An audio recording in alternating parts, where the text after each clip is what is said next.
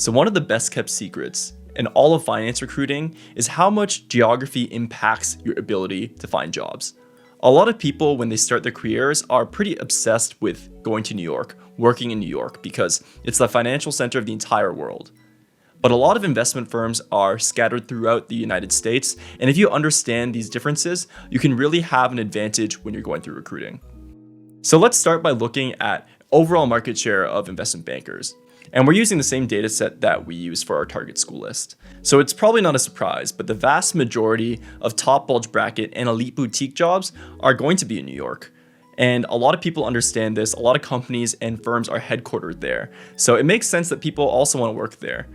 In total, about 70% of all these top jobs are going to be in New York.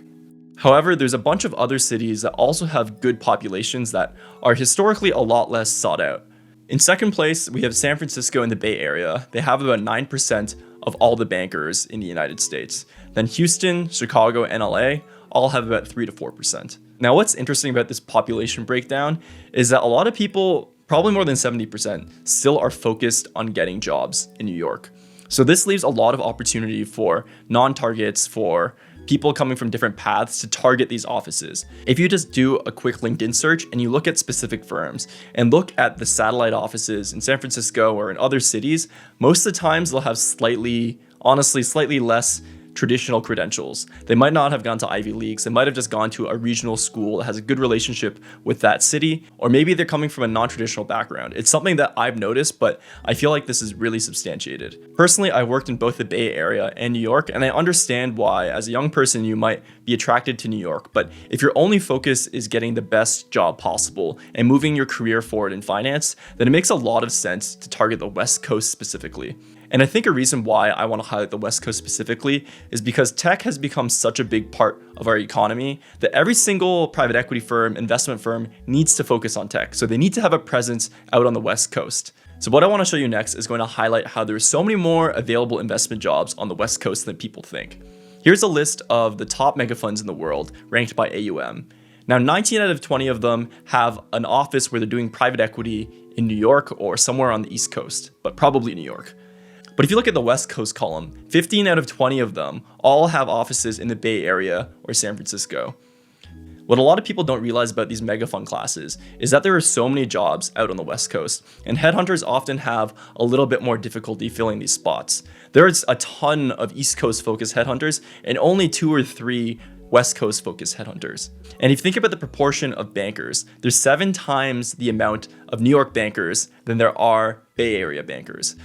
So looking deeper at the West Coast opportunities, I think another big reason why they seem to be way more plentiful is that on the West Coast, there's a lot of competition for talent.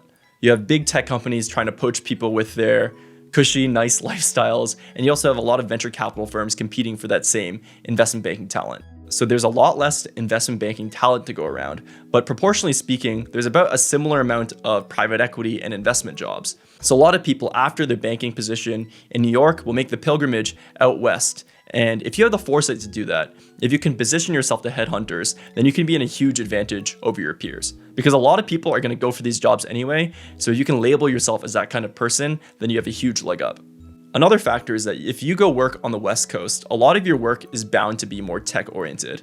And I actually think this is a pretty good factor because tech is one of the fastest growing industries. There's so many interesting business models that are getting created in software and in SaaS that it's just an exciting place to be. There is, of course, still TMT on the East Coast, but in my experience, it tends to be a little bit more in the hardware and networking or telecom spheres. One drawback of the West Coast is you might have to commute potentially. I can speak from personal experience that it's difficult to wake up in the morning and drive into the valley, which can take 45 minutes to an hour. It's a different lifestyle a little bit, and assuming you want to live in San Francisco, you might have to make that concession, drive, add some time to your commute. But if you still want to be in the epicenter of finance, if you can see yourself progressing to hedge funds or going to work at an activist fund, it can make a lot of sense to still be in New York. Overall, there's still way more finance opportunities if you consider the other fields. Private equity associate at the mega fund level might be kind of similar, but there's a lot more hedge funds in New York. I will say also culturally, there tends to be a slightly higher reverence for finance in New York. But on the West Coast, it's definitely not quite as important. A lot of people there care more about tech than finance. Another important factor about New York is that it's a lot more diversified So if you prefer to focus your career on consumer or industrials or being a generalist, it does make more sense to be in New York because a lot of the other offices will be skewed towards a specific industry. Like LA is more media, Bay Area is more tech, Houston is more oil and gas. And one last thing I'll say about New York and the East Coast, that tends to be a little bit grindier. In New York, there tends to be a stronger association with your job and your intrinsic value. So a lot of people are motivated to work really hard, while the Bay Area and the West Coast in general tends to be a little bit more lifestyle oriented.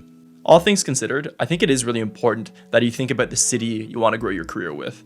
It's going to impact the industry that you are in, the connections that you can make, and almost most importantly, the kind of opportunities you'll have with recruiting. If you can go to the headhunter and craft a natural story about why you want to be in a specific city, you're going to have a tremendous advantage over your peers. So if you're trying to learn more about the modeling or recruiting aspects of private equity, you can check out our course at peakframeworks.com. Thanks so much for watching this video. Please subscribe to the channel, and I'll see you in the next one.